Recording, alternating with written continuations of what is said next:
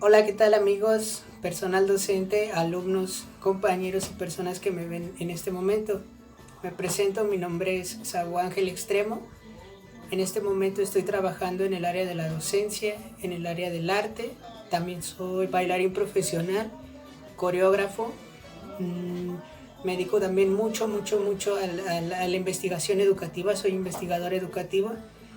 También tengo propuestas dancísticas, tengo propuestas alternativas para el ser humano, todo de índole social y, y terapéutico. En esta ocasión les vengo a presentar una de las entrevistas que realicé a uno de mis compañeros, a uno de mis amigos del país de Venezuela. Quisiera que la vieran, en especial mis compañeros maestros, ya que trata puntos muy interesantes acerca de cómo tener la apertura a ser buenos docentes, en especial también a mis alumnos que les brinda consejos ahora en estos tiempos de crisis, ahora en estos tiempos de que tenemos que dar lo mejor de nosotros mismos. Y pues va en especial a ellos, a todos mis muchachos que están por ahí. Les agradezco a todos mis amigos de Facebook, de Twitter, de YouTube, de Instagram, de las diferentes páginas o redes sociales o blogs, aplicaciones. Y de igual manera esta entrevista va a ser presentada en centros educativos con el fin de apoyar la educación. Espero les guste. Les digo, esta entrevista es de uno de mis queridos amigos, que se llama el doctor Reni Jagoseski. Él es PH en psicología. Eso quiere decir que es un grado 3 niveles más alto que un psicólogo. Él es encargado en la Asociación Latinoamericana de Análisis de la Conducta. También es conferencista, tiene 6 libros y también ha escrito canciones motivacionales. En sí su trabajo es la conducta del ser humano. Ha hecho un estudio muy profundo sobre todo esto. Bueno, espero les guste, les mando un abrazo muy fuerte y les dejo aquí la entrevista con este gran amigo desde Venezuela, Reni Jagoseski y Saúl Extremo, trabajando juntos para la educación. Gracias y véanla hasta el final.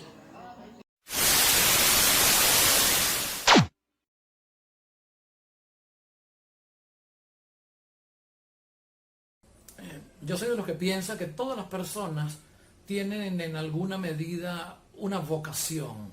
Es como una especie de chispa interior que les avisa por dónde debería ir su vida. Se relaciona con el talento, se relaciona con la inspiración personal. Es como una voz que late en nuestra mente, en nuestra conciencia y que se va desarrollando con el tiempo. A veces las situaciones o las circunstancias pareciera que nos van moviendo en cierta dirección y se suman al tema del talento o al tema de la vocación. En mi caso, no solo he sentido desde siempre el impulso de querer ayudar y escuchar a las demás personas, sino que además me tropecé, la vida me puso en la situación de estar cerca de gente vinculada con la actividad de la ayuda, con la actividad y el oficio, la profesión de la salud mental, y mi gratificación, mi grado de placer, mi grado de bienestar, mi grado de felicidad era tan grande cuando compartía con las personas y cuando las ayudaba, que yo dije, creo que esto en alguna medida está hecho para mí. Y como decía William James, al deseo hay que darle capacidad. Entonces, esa chispa, esa antorcha encendida, esa vocación, ese entusiasmo natural, lo que hice fue canalizarlo, dibujarle unas líneas de tren, y durante largos años fui desarrollando, puliendo, podría decirse, esa vocación hasta convertirme pues en una referencia en un cierto sector en la materia de la superación personal, del cambio personal y de la psicología aplicada. Es una suma pues entre la vocación, el talento y las situaciones que por alguna razón que nosotros ignoramos, el destino nos pone al frente.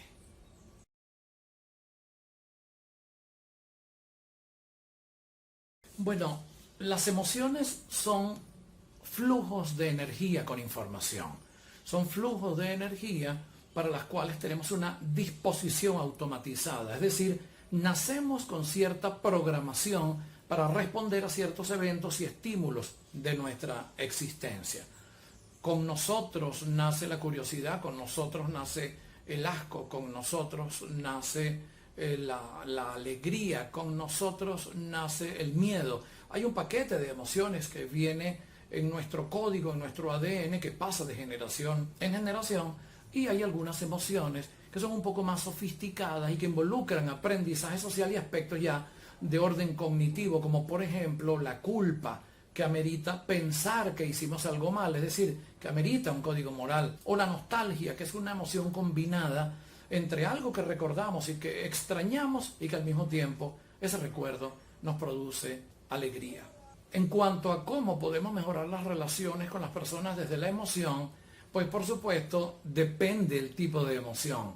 Aunque todas las emociones tienen un aspecto positivo, hay algunas que lesionan nuestro sistema orgánico y que lesionan nuestro sistema cognitivo, nos crean problemas, como por ejemplo la rabia, la culpa, la tristeza, la apatía o el miedo. Sin embargo, el miedo puede ayudarnos a ser precavidos, la tristeza puede ayudarnos a reflexionar, a ir dentro introspectivamente, la rabia puede ayudarnos a defender nuestra dignidad o un territorio físico o psicológico o moral que está siendo atacado o cuestionado.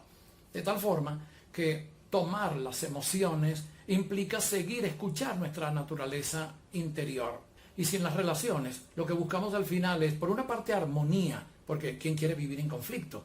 Y por otra parte queremos eficacia, es decir, articular conductas, comportamientos o estrategias en sociedad para poder lograr metas de beneficio común. La manera de poder echar mano de las emociones es, primero, entendiendo cuál es nuestra meta y segundo, cuáles son las emociones que nos pueden llevar a esa meta.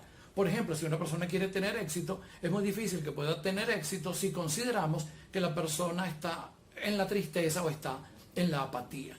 Tendríamos que preguntarnos qué emoción es conveniente para lograr qué tipo de metas. Una meta romántica tiene una emocionalidad probablemente distinta a una meta pragmática, laboral, de venta de un producto, por decir algo, o de consecución de un cargo en el escalafón de una empresa. Así que ese abanico de emociones necesitamos conocerlos, necesitamos entenderlos y necesitamos direccionar esas emociones para que puedan ser una especie de arma, de instrumento, de recurso que sea utilizado por nosotros de manera inteligente con la finalidad de lograr metas de manera voluntaria, de manera consciente.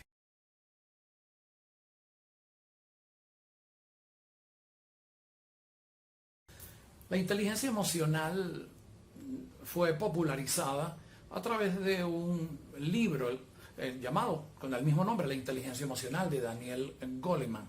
Sin embargo, esa teoría o ese modelo de Salovey y Meyer nos habla de la capacidad que tienen las personas para hacer conciencia de sus emociones y de las emociones de los demás y de intervenir de manera consciente, de manera inteligente en el proceso de regulación, de direccionamiento, de control y uso eficaz de esas emociones. De manera que la inteligencia emocional es una capacidad, una cualidad multifactorial que nos permite adaptarnos de una mejor manera a las diferentes circunstancias, a los diferentes entornos, para lograr metas de manera más ecológica.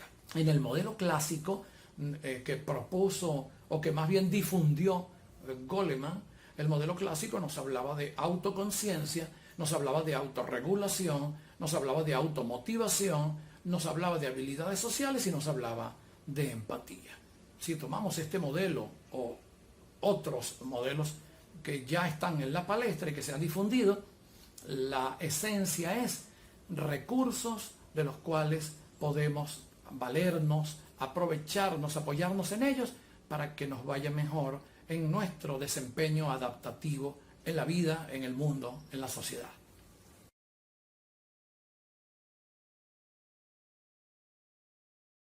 La sociedad necesita aceptación, necesitamos regular el poder del ego, el poder del egocentrismo, el egoísmo, el yoísmo, y entender que los demás existen.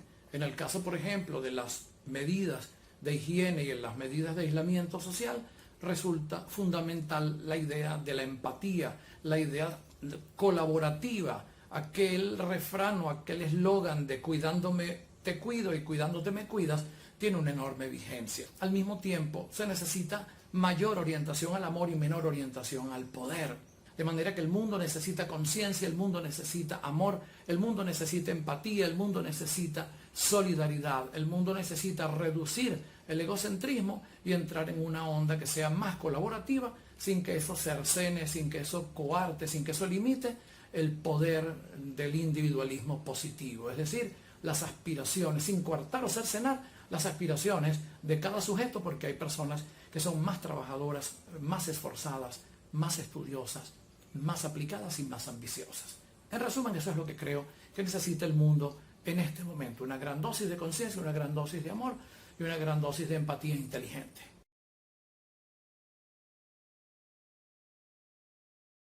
No somos iguales porque esa es la ley de la naturaleza.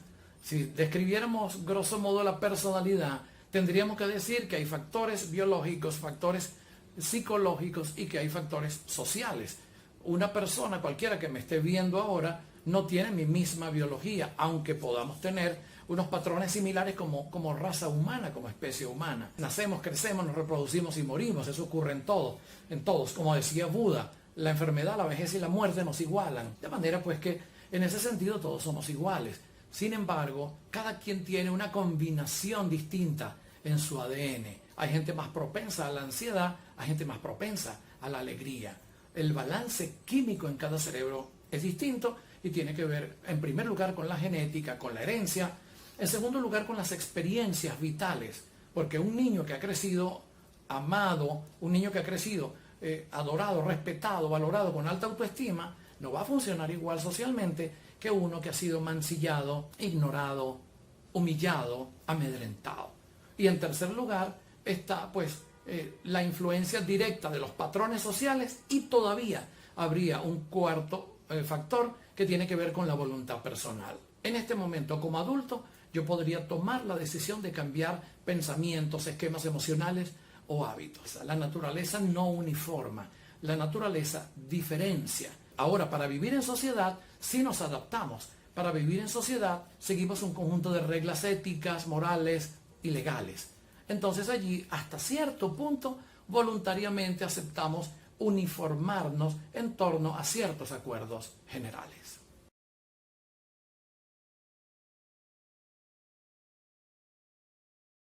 En este momento, lo que podemos aportar a nuestra sociedad, al clima en el cual estamos, es lo mejor de nosotros.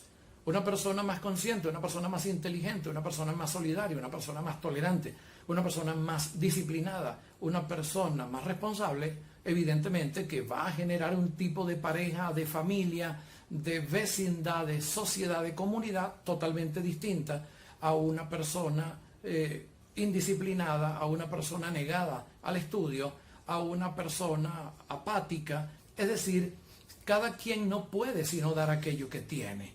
Y si una persona crece, la vida de su pareja, de su familia y de su sociedad también crece, mejora y cambia.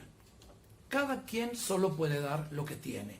El que tiene oro, dará oro. El que tiene plata, dará plata. El que tiene bronce, dará bronce.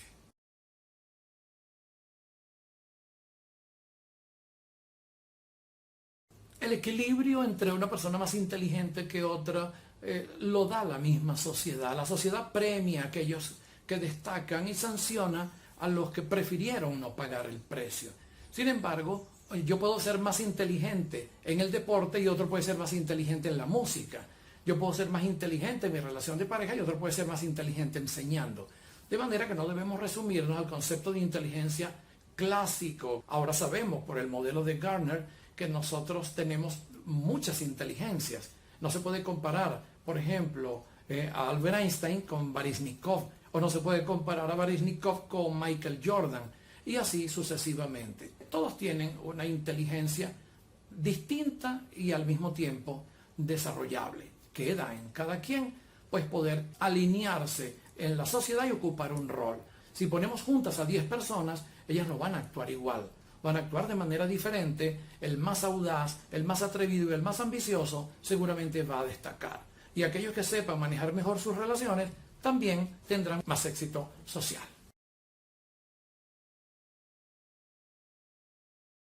Es perfectamente posible mejorar el modo de relacionarnos con los demás. Podemos ser personas más alegres, más armónicas, podemos ser personas más generosas, podemos ser personas más empáticas. Es decir, nosotros podemos ser mejores personas en relación con cierto código de valores, con cierto código de funcionamiento, porque debemos recordar que lo que es bueno en una sociedad probablemente no es bueno en otra. Es muy importante que los jóvenes se interesen en temas psicológicos y espirituales. Lo que sucede es que no le podemos pedir a una mata de mango que dé piñas, no le podemos pedir a un gato que ladre. Es un tema evolutivo. La juventud, un joven de 18 o 20 años tiene 25 veces más testosterona en su cerebro. Quiere decir que tendrá ímpetu, tendrá impulso sexual, tendrá deseos de competir, de hacer deporte, aunque eso no ocurre con todos, pero esa es la tendencia. De manera que nosotros no podemos forzar, no podemos apurar a que la fruta madure más rápido de lo que realmente debe madurar. En tal sentido, son etapas que se van quemando. Si el entorno es proclive al estudio, los jóvenes estudiarán. Si el entorno es proclive a la diversión y a la fiesta, los jóvenes irán a las fiestas. Dependiendo cuáles sean los valores y las variables que se muevan en un determinado ecosistema, así van a responder sus jóvenes. Recuerden ustedes que en el caso de los niños y los jóvenes aplica la frase de que ellos no siguen consejos, sino siguen ejemplos. Así que lo importante es qué les enseñamos, cuáles son los parámetros en términos de mediación cultural y en términos incluso de premios y castigos que van a servir como baranda para establecer, como límites para establecer esto sí y esto no, esto aquí y esto allá, esto ahora y esto después.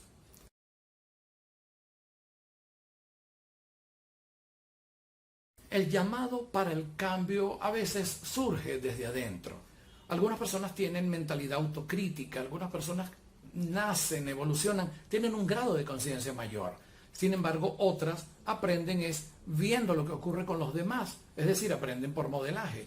Hay otras que aprenden sobre la base de premios y castigos y terminan aprendiendo aquellas conductas que les resultan más satisfactorias y más premiadas socialmente. Y hay algunas personas que aprenden por crisis, que aprenden por dolor. Aunque se les explique, aunque se les exponga, aunque se les diga lo que hay que hacer, terminan cometiendo errores y un poco aquella idea de nadie aprende en cabeza ajena, a veces necesitan tropezar 1 y 2 y 3 veces con la misma piedra.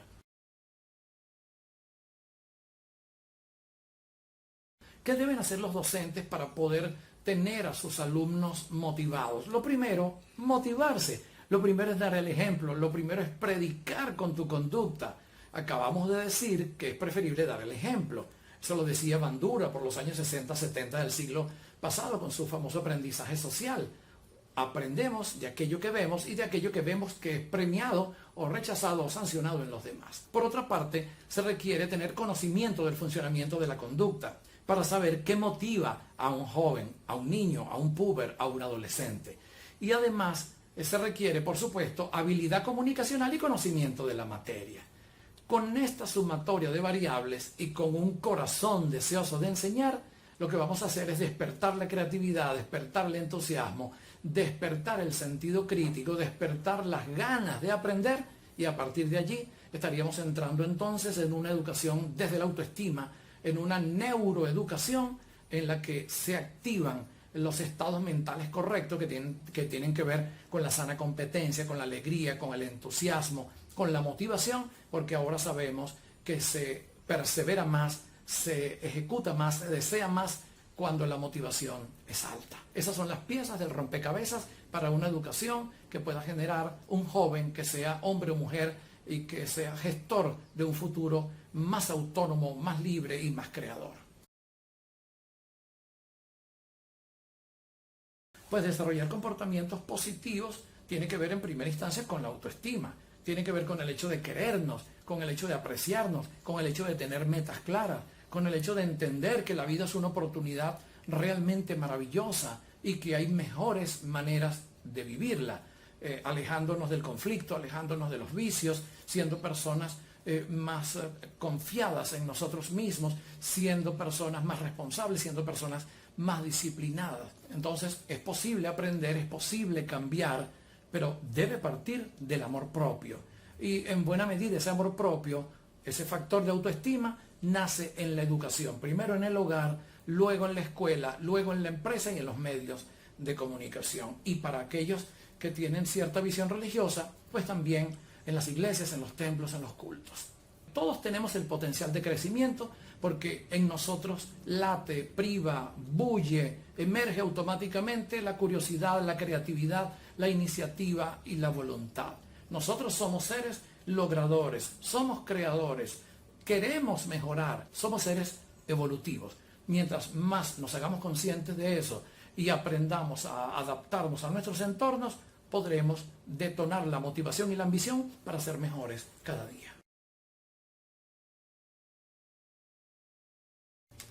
Bueno, el mensaje final para los jóvenes de ahora es desarrollar un propósito de vida, suprimir esa visión de inmediatez y esa visión de creer que todo se resuelve con la figuración pública y con el uso de los equipos tecnológicos. Al final termina siendo esencial el tema de tener un propósito, el tema de conectarse con la vocación, el tema de desarrollar habilidades relacionales, el tema de poder ir creciendo a largo plazo, acumulando experiencia, porque la vida termina siendo un continuo. Y uno ve personas que a los 20 años dicen, oye, pude haberlo hecho mejor. A los 30 dicen, pude haberlo hecho mejor. A los 40 dicen, pude haberlo hecho mejor. Y a los 50, y así sucesivamente. Así que la pregunta es, ¿qué es lo que no estoy viendo ahora, de lo cual me voy a arrepentir luego? Alguien decía que la experiencia se traga los años, consume los años, y para cuando una persona ya tiene suficiente conocimiento y experiencia, pues no tiene las mismas posibilidades porque ya no puede darle uso a la sapiencia que su experiencia le ha conferido. Sin embargo, no es tan así. Los tontos aprenden de sus propios errores y los sabios aprenden de los errores de los demás. Así que aprendamos de los errores de los demás, aprendan de los errores de los padres, aprendan de los errores de los hermanos mayores, aprendan de los errores de los líderes y eviten ustedes ir por ese mismo camino. Pensar en los aspectos perennes, estables, relevantes, aunque en este momento el ímpetu sea el cambio y lo nuevo. Piensen en buenas relaciones, piensen en un propósito de vida, piensen en estudiar, estudiar, estudiar y denle al dinero el valor justo como un elemento de intercambio para adquirir bienes y servicios, pero no como la esencia para que nos convirtamos en personas ambiciosas, codiciosas o avaras. Esa es mi recomendación. Vivir una vida alegre, armónica, productiva, centrada en la autoestima y con mucho sentido de que no estamos solos y que los demás también existen. Gracias, mi cariño, para ustedes. Un abrazo para todos.